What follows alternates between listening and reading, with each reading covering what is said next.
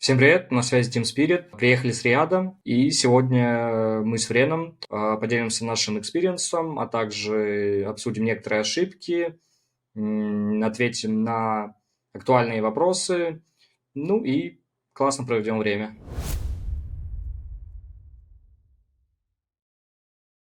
Так, в игровом плане, как мы проводили время на буткемпе.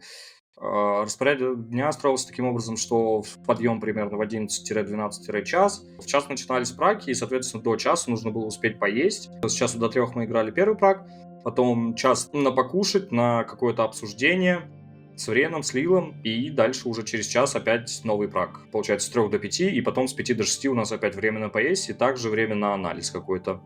Вот. И с 6 до 8 у нас последний прак за день. Ну и, соответственно, после время можно использовать на что угодно. Либо на рейтинг, либо на, опять же, анализ какой-то некоторых игр. Какие именно цели ставились непосредственно? Выигрывать против около топ-1 команд. То есть там, например, с Филиппин приезжают 2 команды лучшие. Соответственно, есть еще 3-я, 4-я команда. И вот с этими 3-ми, 4-ми командами мы очень много пракались. И ставили задачу, очевидно, просто выигрывать их теми пиками, которые нам задрафчивали. Первые 2 дня Врен драфтил, потом поменяли на Лила, и потом обратно вернулись к Киду и слэш Врену. Совместно как-то старались драфтить и наигрывать персов. С начала буткемпа нету понимания, каким образом мы собираемся выигрывать на Риаде. И, соответственно, просто играли на победку, и все. То есть пытались как-то набраться опыта и игры, скажем так, нарастить. То есть по микро они тупо гораздо сильнее нас, и, соответственно, по микро хоть немножечко вырасти. Впоследствии, через неделю, через 10 дней, пришло некое понимание, что немножечко хаотично. То есть мы берем эти пики, у нас то выигрыш идет, то поражение идет. И, соответственно, некая хаотичность присутствует. Нельзя уследить, на каком драфте мы стабильно выигрываем. Пришел своеобразный вывод, что таким же отыгрышем нужно будет играть на турике, потому что таким образом у нас получается выигрывать коллективы, которые сильнее. The bootcamp in Asia was the best bootcamp that I had experienced so far in my career because it was so spacious and everything is there. It's really comfortable and the weather is nice. I would rate it maybe 10 out of 10. So for the training, the facility was not the best, to be honest, as a training facility, because we just trained in the living room. It was basically just a house, comfortable house, but still, because it's more comfortable than other boot camps that I had, I can say that it wasn't the best to perform in training, but it shouldn't be a bother to everybody. It still helped a lot in our training. Да, мы играли по заготовкам с этого буткемпа, и не сказать, чтобы к нам сильно подготовились, то есть в целом не было супер-пупер каких-то новых банов или чего-то еще. По поводу Руби, это была наша именно заготовка с буткемпа. Сказать, что она не зашла, вообще невозможно. Сказать, что она не зашла на 10 из 10, тоже невозможно. Как-то не дожали, то есть просто пришли на лорда, проиграли игру на лорде, учитывая то, что у нас был перефарм 4К. На лорде просто мы должны были забирать лорда, забирать все внешки и потом просто дождаться next лорда. С next лордом уже либо заканчивать игру, либо в Т3-шке заходить, 1-2 точно лутать. И с третьим лордом уже точно финальный лорд с перефармом в районе 10К подходили бы и заканчивали игру. Просто, то есть, немножечко специфический драфт, то, что не было керри-перса на голд-лейне, но была Руби, которая свою задачу выполнила чуть ли не на 200%, то есть поддушила линга, и в целом не фидел, в целом хорошо все сделал, заколил, когда он вытянул Тризлу, чтобы мы его убили на лорде, и после чего был бы фришный лорд.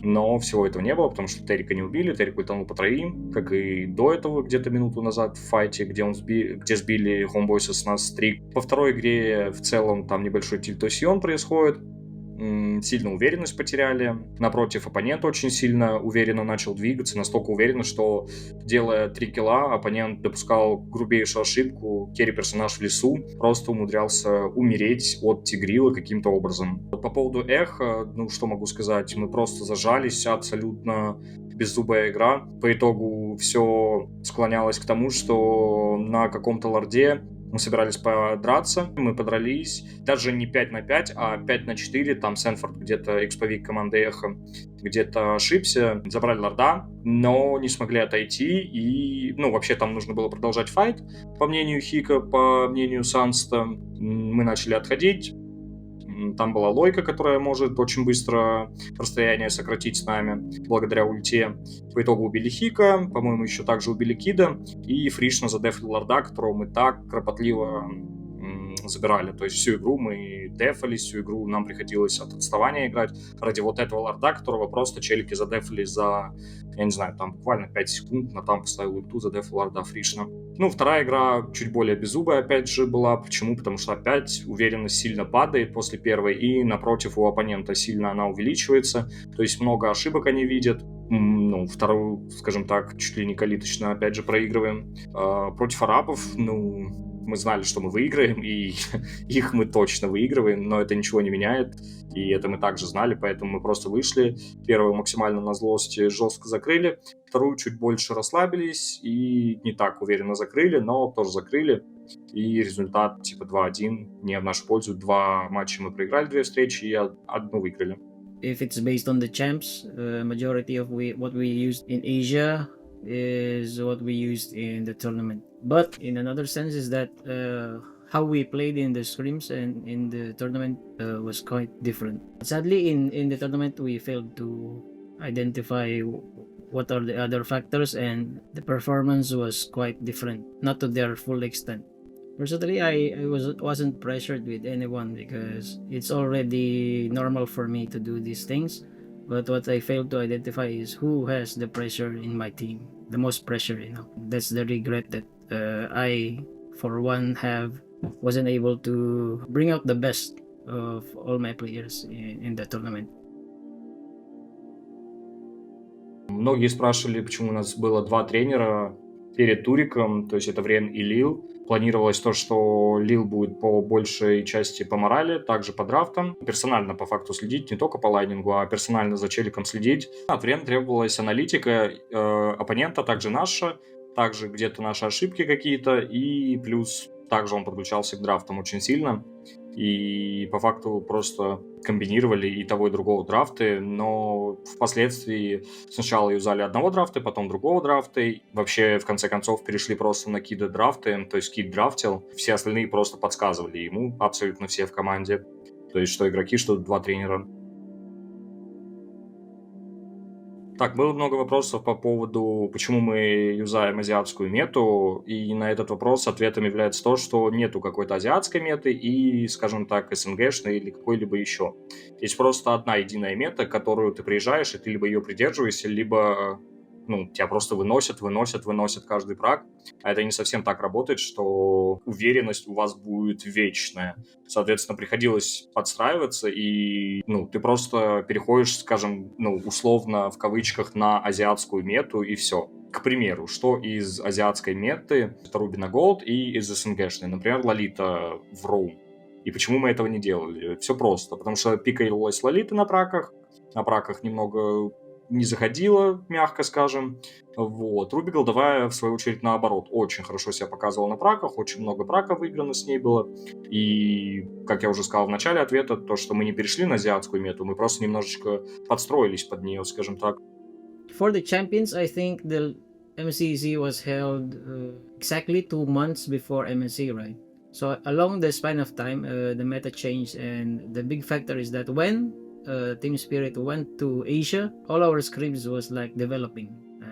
Of course, in the first few weeks, we used our Team Spirit champs. I told them, just use your champs, and it's better to bring first what you picked in MCZ. Because at the first few days that I was drafting for them, using my own knowledge in the game, it didn't work out. So I just told them, can you draft for the first few weeks? So let's see if your own champions will work. And eventually it developed depending on the opponent. In every game, so long as you try to scrim with other regions and other top teams, you will eventually find some other ways that can work for your team. That's how the champs of Team Spirit change along the way. coming to MCC. And I think in MCC, it's really not that we use different champs, but it's the different champs that they knew that the players were using before, 2 weeks before MSC. So it's understandable that everyone would say that the coach changed the identity of the champions that the players play, but not entirely that way. Everybody agreed to play it. Everybody was comfortable to play it, and no one forced them to use it to their own liking. В целом, я выражаю недовольство не именно перед данным турниром, хоть он и самый крупный для нас, и самый любимый, и самый лучший. В целом, типа, у меня негодование по поводу того, что, Мунтунам, скажем так, без разницы, есть турик, нет турика, они просто клепают патчи, причем изменяет вообще полностью геймплей, то есть у нас танки в лес ходили, а после этого патча просто ходят убийцы в лес, и ты такой, ага, спасибо за инфу. В целом, да, очень сложно подстроиться, потому что за 2 недели тебе говорят, давай, братик, изучай новых персов. Очевидно, в пуле есть какие-то персы старые, давно забытые, и просто их приходится обновлять, типа, как на них кнопочки нажимать и т.д. и т.п. Просто практика. Там 10-50 игр надо наиграть, что очень много, и опять же за 2 недели тяжеловато. Но в целом приемлемо. В целом патч окей. Просто хотелось бы, чтобы еще немножечко апнули танков. Просто любых танков, мне без разницы, саппорты, там, в какой вкладке будут. Главное, чтобы танков можно было пикать на роум и контрить как-то убийц. Пики-драфты против Homeboys, на мой взгляд, были сделаны идеально. Возможно, второй драфт не супер идеально. Почему? Потому что ответом будет ответ на вопрос, почему в первой игре были идеальные пики. Соответственно, перейдем к нему. Мы отдаем линга Homeboys'ам и где-то за 2 дня решили не пикать Ангелу, поскольку Homeboys'ы не любят Ангелу, не особо ее рейтят, не особо пикают, на первые 3 не пикают. И по игре, по драфтам к первой игре было, что Ангелу пикнули аж на последний пик. Соответственно, мы знали, что они не любят Ангелу, они так и сделали, не особо ее пикали. И, соответственно, драфт был нацелен чисто на линга оппонентов. Линга, лесника, Homeboys'ов. Соответственно, Руби пикалась исходя из этого, чтобы не фидел линга АДК, то есть персонаж на голд-лейне. Допустим, если бы это был Клауд, то есть, возможно, там 1-2 смерти какие-то были.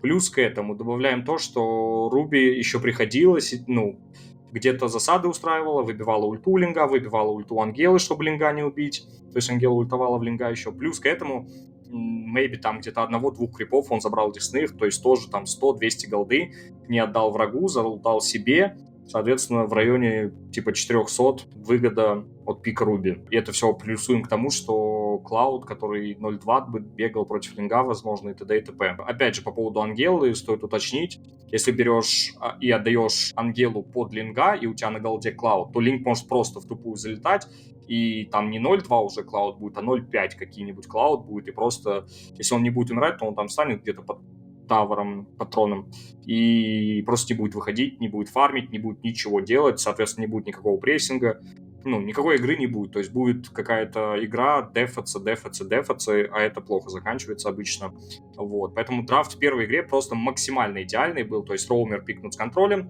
голдовик пикнут с контролем не фидит, роумер также не фидит, третий персонаж Валентина саппорт не фидит, также лингу очень неприятно, самый метовый саппорт на данный момент, четвертое, эксповик пикнулся, Орлот, по-моему, не фидит и куча контроля, и очень неприятно, что лингу, что АДК вражескому.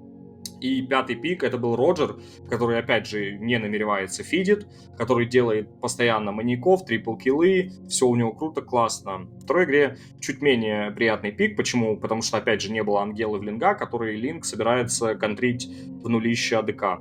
То есть была Руби, у нас был мейн керри, и в целом логика понятна драфта, то есть плюс-минус круто, классно. 2 дамагера есть, и 3 пусть будут перса с утилити, с контролем каким-то. Но не было вот этой великолепной связки, что ты еще при этом контришь линга каждым абсолютно пиком, и еще не даешь ему фармить, постоянно мешаешь, постоянно контроль. По драфту первый драфт просто идеальный был, второй чуть-чуть менее хуже, но не менее хороший. То есть я бы ему по 5-бальной 4 с плюсом поставил бы второму драфту. Первому 5 с плюсом, просто 5 с 2 плюсами, если можно.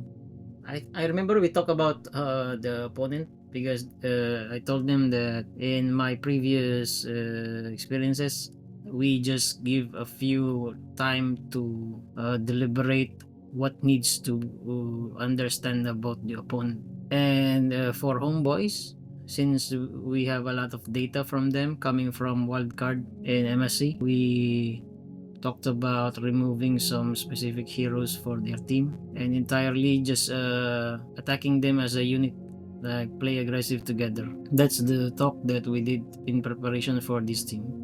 For the first game, I think it was easier for us to draft the bands that and the heroes that we need to pick because it's similar to what we trained in Asia, like flexing the Roger and flexing the Arlot, because not many teams know that we only play Arlot in the XP lane. We rarely play it in roaming, and then we just picked a lot of flex heroes like the Ruby. So if you show up a Roger, they wouldn't know until the last minute where the Roger will go, where the Arlot will go, and where the Ruby will go.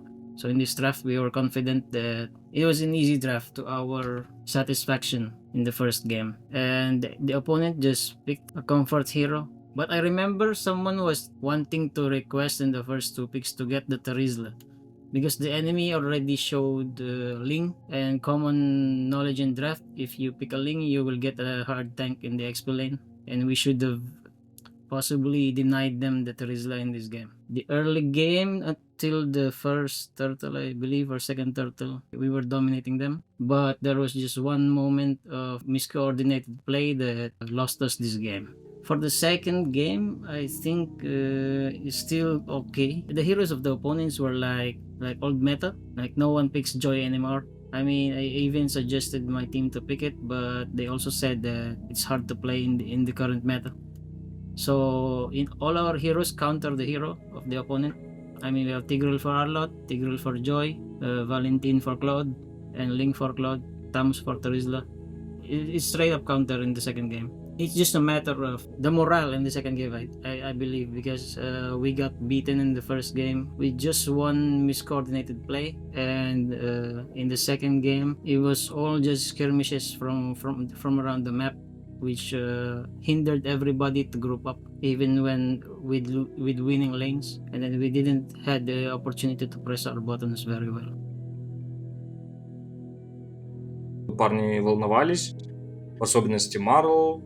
Чувствовалось также, что нервничают и остальные. Лично по себе скажу, что я был максимально уверенный в этот день и в целом после. Почему? Все просто.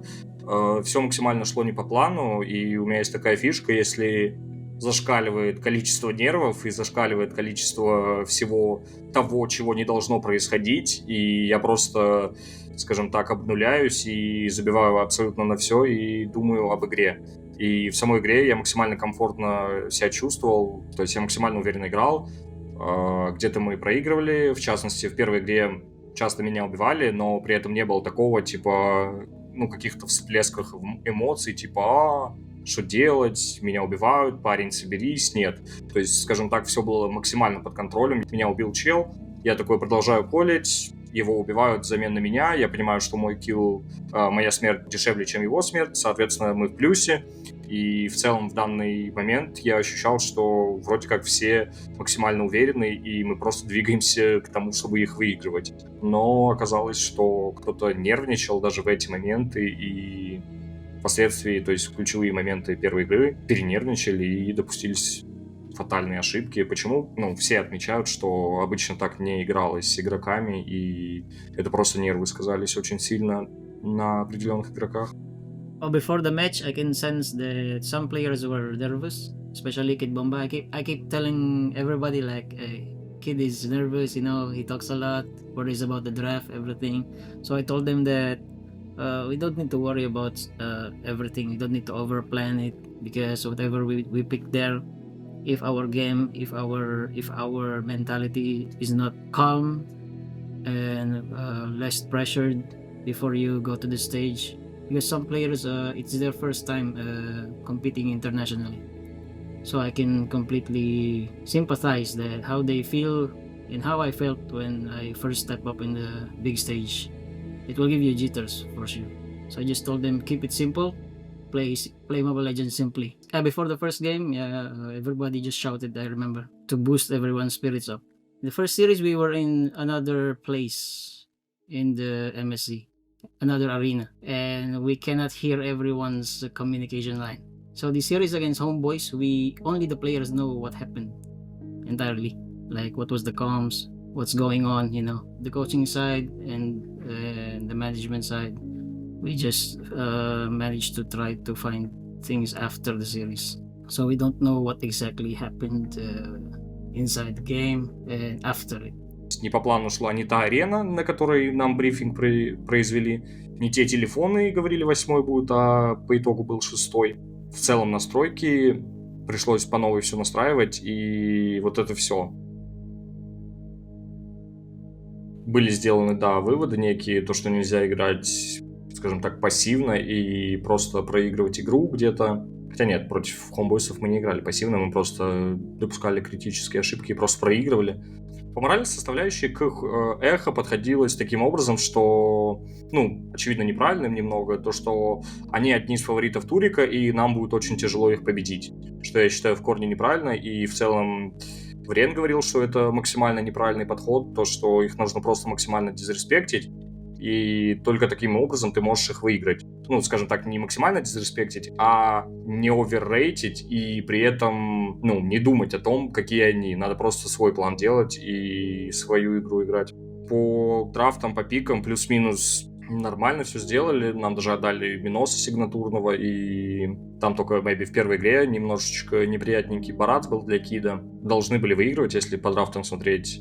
Но сложно просто по драфтам что-то говорить именно против Эхо, потому что у них пул больше, играют они лучше в микро. Если мы говорим про турнирную игру, соответственно, мы там играем чуть хуже, чем на праках, соответственно, и макро у нас хуже будет, чем у Эхо. То есть все показатели ключевые у нас будут хуже, чем у Эхо. И, соответственно, надо было выигрывать именно грубо, чудо какое-то должно было произойти. И упор был на то, чтобы не оверрейтить их. Но по итогу, я думаю, Врен скажет, что, опять же, Кид не совсем справился с задачей, чтобы не нервничать и не думать, против кого ты играешь. For the game against Liquid Echo, to be honest, we already fought them on scrims back in Asia, and we had good result against them. Because as I said before, that in scrims they were playing without pressure. They were just like, okay, let's beat them. We don't care. There's a part of it in their minds, in their curiosity, that this is just a scrim. It's non-bearing, We can do whatever we want. We don't care who the opponent. I mean, they care that the opponent is Echo, but at the same time, they don't care if they lose. They just do their job. But it didn't happen in the tournament itself. As I said, maybe in my assumption, some players are still have their fight on themselves. They are not in their best form. So in here, in the first series, we just talked about Echo is a very aggressive team based on the replays that they played in the previous series, and in this first series they managed to get champs that are very easy to force the fights, such as the Baxia and Louis with his global teleportation. And then what happened here in the first game is that I believe Kid lost his awareness against the enemy jungler pathing. Not only that, maybe he didn't thought thoroughly that Baxia will only go to the EXP lane because he's with the Yuzhong, and there's a kill. The only kill threat in the tri lane of the opponent is on the Yuzhong, because they're playing a Matilda. So Matilda is just a support utility. He cannot set up a kill team play for his team. So only the Yuzhong can make play. And in here we lost the first turtle because of that. Barats was forced to flicker and he didn't get his ulti up in the first turtle. But before we picked the heroes, the champs that we picked in the first game, we already asked Marl what champs does he want to play against the Baxia. And he also agreed that Roger in the jungle can fight it, can contest it in the early game. So the plans wasn't executed very well in this game. That's how we lost the early game, and we didn't manage to have a better start to play aggressive with them. The adjustment coming from Homeboys was that just to play more bravely. because in Homeboys there was evident hesitation from some players, which everybody was not under one page. Like some players want to fight, some players don't want to. So that was the main adjustment coming to Echo. But in Echo, we see the adjustment was there, but in this game, the problem was the how we played the early game against an early game composition opponent. So I can say it improved in Echo, but unfortunately, there were some misplays happening. После поражения Эхо, мы понимали, что мы точно не входим, если мы 2-0 им проигрываем, потому что у нас уже 0-4 мы бы летели. Соответственно, вообще никаких возможностей не было, чтобы мы вышли бы при условии, что мы 2-0 проиграли. И мы проиграли 2-0, и наши мысли, соответственно, какие. Первая моя мысль была то, что я помню, мы обсуждали один файт. Я хотел просто посмотреть, могли ли мы там драться или нет. Файт на лорде, где мы забрали лорда. Потом у нас Хика залетел, хотел драться. И его никто не зафоловил, и, соответственно, он спрашивал, типа, почему? Я хотел посмотреть, можно ли там было драться или нет. Вот, чисто было интересно. По итогу ответ «да». Помимо этого, у меня были мысли в голове, то, что в любом случае нужно просто идти играть против арабов и выигрывать их, потому что мы сильнее, и все. То есть не было такого, то, что пофиг, типа, давайте сольем это. Были мысли, что это никак не меняет ничего абсолютно, то есть с 9 по 16 место вообще без разницы. В целом мысли команды всех абсолютно не знаю. Хикан там тоже был недоволен абсолютно. Говорил, почему мы так трусливо играем. Остальные ребята в целом плюс-минус были просто в тильте. Maybe там кто-то тоже, как я, вкидывал. То есть там что-то хотел посмотреть. Что-то вкидывали по типу, а почему тут так сделали, почему там так сделали. Просто сидели, и Хикан единственный по факту, кто именно был как зажигалочка, и да как так, почему, давайте играйте типа храбрее, что это за фигня. Как-то такие плюс-минус мысли были, то есть я не могу там сказать, что кто-то там в нулище в тильте был, то есть в целом все были плюс-минус в тильте, все понимали, что мы не прошли, но арабов нужно выигрывать каким угодно абсолютно образом. We already knew that we're out of the tournament, but there's a little factor that we can still hope for a triple tie. I think in that series. I mean, it doesn't hurt to think like there's still a chance to qualify. And as I see the team, they are all like not that much disappointed, but I think everybody knows that we already are out of the tournament. Everybody just say, okay, let's just play this last series and at least show what we have, like our full potential in this series, and make our last game of the tournament be a good one, at least. Так, по поводу второй карты, второго матча против Эхо. Там с первой черепахи мы начали уже играть от отставания, начали проигрывать сильно по фарму. Потом там небольшой камбэк был после лорда, когда они подставились, там по 5 подкид произошел. Мы задефали фри лорда потом, и потом, соответственно, начали немножечко в войсе добавлять то, что нужно более уверенно играть, нужно занимать, нужно что-то траить, пытаться. И в этот момент мы начали занимать карту, вышли на низ мапы, на бот, отпушили там крипов, решили занимать мид. Хикан в этот момент решил остаться на боте, немножечко продамажить Валентину, на пол хп он это сделал. Вот, на миде Эхо решили с нами просто ни с того ни с сего драться. Просто, опять же, потому что влияет фактор тир-1 коллектива против тир-2, тир-3 коллектива. Они просто решили с нами драться, и в этот же тайминг совпало, что пакет сплитанул топ. Соответственно, потом Хикан уже стягивается после того, как продамажил на боте Валентину, и стягивается к нам на мид. И именно в этот тайминг пакет уже идет к нам заканчивать игру, и где-то через секунду, через 2 мы понимаем, что он нам закончит игру. Начинаются колы, типа, делайте ТП на базу, но, к сожалению, уже просто никто не может сделать ТП, потому что в этот же тайминг умирал Сансет, в этот же тайминг Яр скасовал ульту, Бакси влетал, и Кит, соответственно, тоже дрался. И только Хикан мог, но только если там предвидел бы за 2 секунды то, что пакет сплитанул, и он, скорее всего, так и продолжит сплитить топ, и просто в трон нам пойдет до конца играть. Вот, соответственно, скажем так, мискоммуникация огроменная произошла, потому что Просто абсолютно никто не предвидел это, а очевидно, на про-уровне это должно предвидеться, потому что пакет засплитил, и он может закончить игру. Соответственно, кто-то должен быть на страже. Вот, мы просто приняли файт мы выигрывали. За одного санста мы получали там, по-моему, 3 игроков оппонента, но, к сожалению, Тром падал, соответственно, ничего не меняло, то, что мы там получали.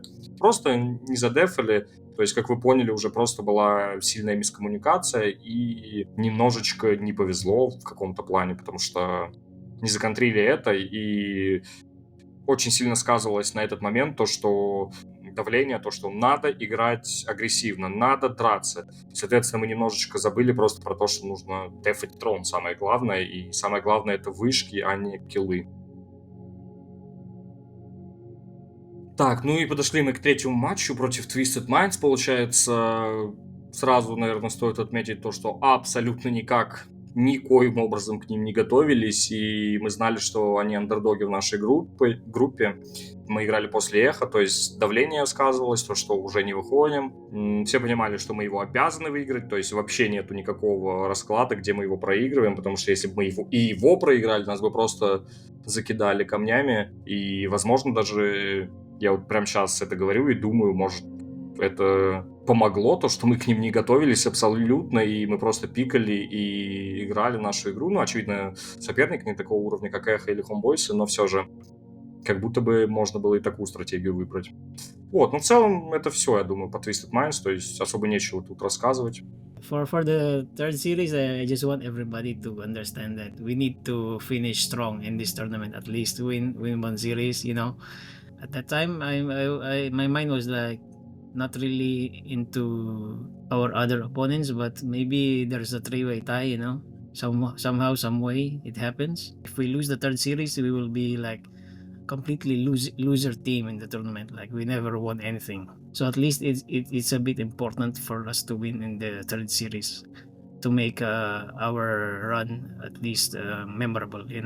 For Twisted Mind, we didn't prepare anything because after the series against Echo, I think we have like 7 minutes before we start again. So everybody was still talking about Echo, like what needs you should have done this, you should have done that, And I just was calling them like, guys, we need to play again, like 3 minutes. Does anyone need to do their things quickly? And then time passed by. Suddenly we need to go up again. And so I think everybody understood that this is the last game. Just give your all. Doesn't really matter much what we talk here. You know your thing. At least show here in this last game what you're made of and what Team Spirit is made of. The team just stomped them. I can say in both games. The emotional state was like it's pretty okay. I can say after losing to Liquid but entirely everybody just want to like destroy the opponent. I can say like okay, we lost the tournament, let's just destroy these guys. Так, мои финальные мысли по поводу Риада. МСК 2024, получается.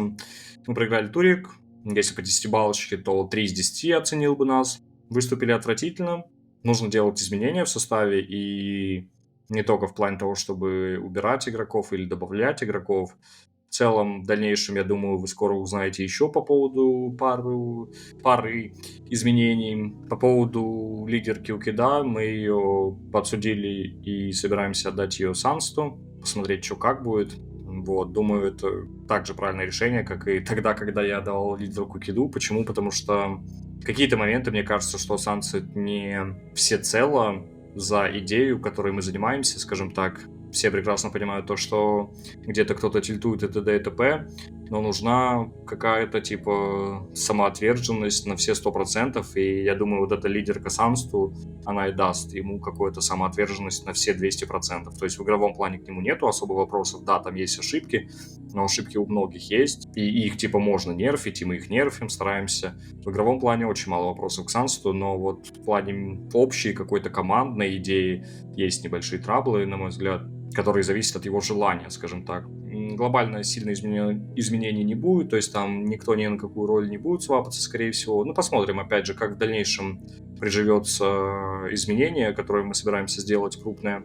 Возможно, до сих пор, что Санс пойдет в лес, не знаю. Благо, будет очень много туриков, на которых можно будет посмотреть, еще и будут ланы.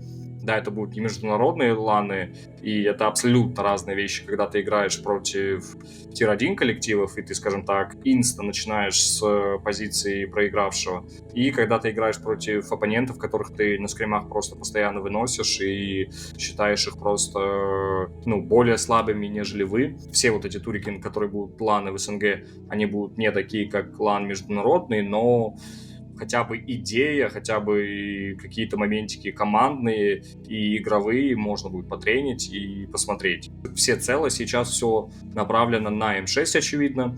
То есть еще будучи на Риаде, проиграв Эхо, уже практически мысль проскочила, что, получается, к М6 готовимся. Через день, через два, когда все чуть более или менее подуспокоилось, уже начались реальные разговоры по поводу изменений, по поводу, что мы можем делать, и того, что нужно готовиться к М6. Пришли там к различным выводам, то, что Вренчика нужно оставить, Вренчик импактит, нужно языковой барьер немножечко снизить у Вренчика и некоторых членов команды, то есть Якан, Сансет, они, конечно, понимают его, но хотелось бы, чтобы не просто понимание было, а еще обратный какой-то фидбэк. Не то чтобы фидбэк это я грубо говорю, надо, чтобы они общались с ним, и тогда будет больше прогресса, будет больше толк от его работы. По поводу нового лесника, мы еще не обкатали, и пока ничего не могу сказать. Ждем Rise of Legends через 2 недели. Соответственно, уже там мы будем с новым сетапом, с новым составом. Мы уже на лан-этапе, насколько я знаю, и, соответственно, в топ-4 мы уже точно есть. Соответственно, дальше посмотрим, как мы будем обживаться, и, в общем, ждем, посмотрим. For this tournament, MSC, I think it's a grand tournament, the best tournament so far. I mean, the biggest prize pool so far in MLBB. So I'm looking forward for it to hosting more tournaments in the future. I mean, it changed a lot of the perspective of people. The plans for the future is maybe, I think, keep the motivation going. Because as far as I know, every year there is a lot of tournaments for Mobile Legends. If your mind is not on constant reminder to improve every day, wake up and improve every day, this level of competition will not wait for you to improve, So the next thing is just keep waking up motivated. So for the team specifically, I think we need, since the tournaments are really high at stake, and the upcoming one is also the same, we need more ripe players for the team. Actually, there's some things that the coach can control to some extent, and we cannot always risk that in big stake tournaments. There is a time and effort that's gonna be wasted. So for me, I expect the team to be better in terms of the manpower, of course, and expect for me to also provide them better training programs, based on my experience also and what I experienced to the team in MSC. Yeah, that's pretty much it. Looking forward to work with Team Spirit, a better Team Spirit in the future. Спасибо за просмотр, подписывайтесь на канал, а также продолжайте болеть за нас, за Team Spirit, и увидимся в next видео.